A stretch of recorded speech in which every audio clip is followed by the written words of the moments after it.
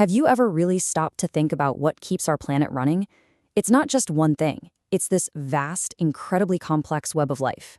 And today, we're going to unravel the secrets of these amazing networks we call ecosystems. Let's dive right in. So we hear that word ecosystem thrown around all the time, right? But what does it actually mean? What are we really talking about? Okay, look at a place like this. You see the trees, maybe you imagine the animals, you see the soil, but it is so much more than that.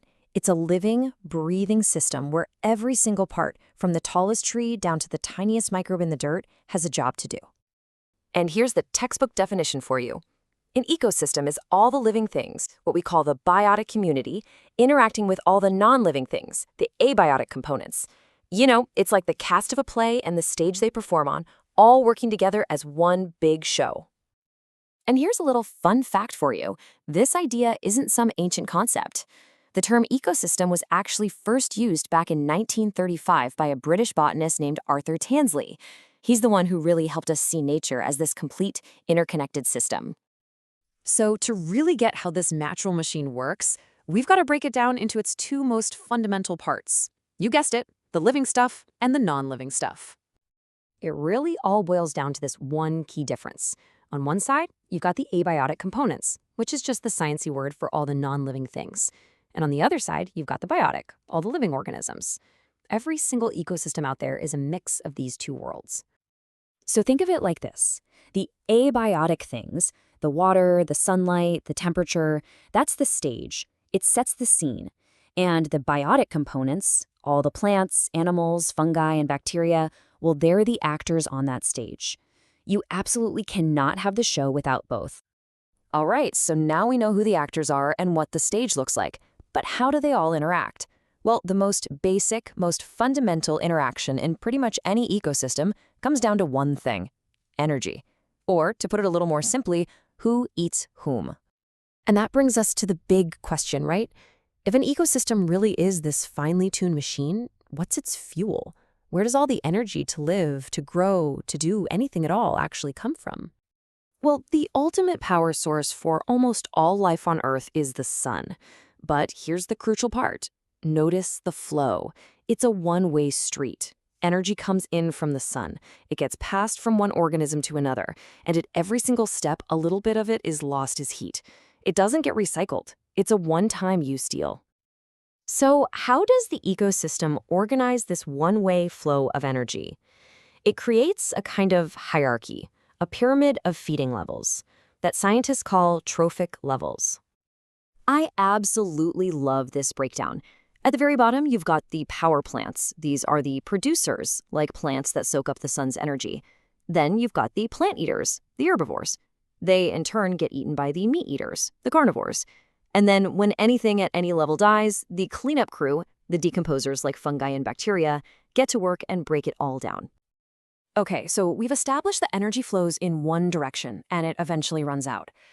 But what about all the physical stuff, the actual atoms and molecules that make up every living thing? Well, this is where the system gets really, really smart. Just think about that for a second. If we kept losing materials the same way we lose energy, our planet would have run out of the basic building blocks for life billions of years ago. So how did nature solve that problem? And boom, here's the incredible answer.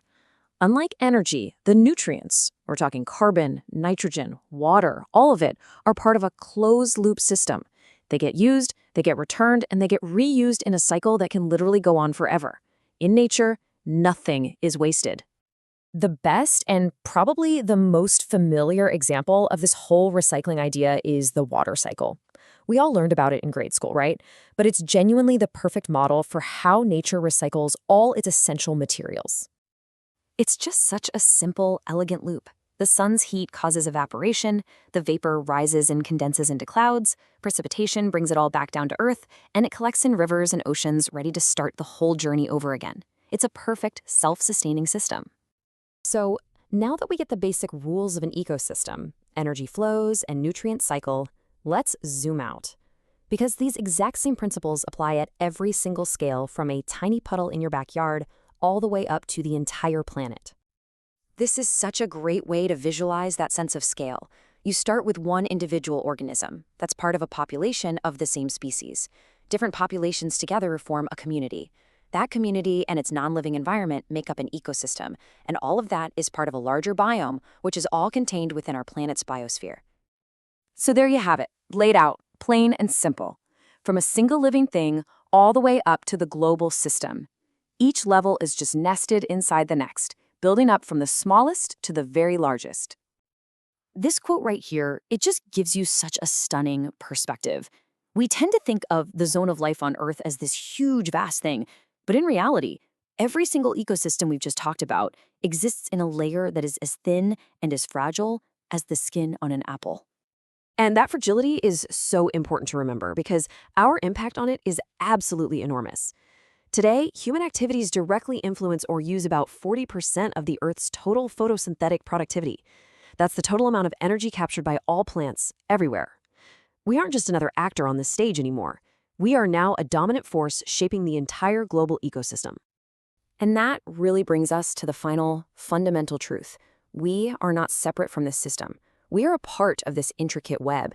We depend on it for our survival, and we are powerful enough to change it fundamentally. So the real question isn't if we'll have an impact, it's what kind of impact will we choose to have.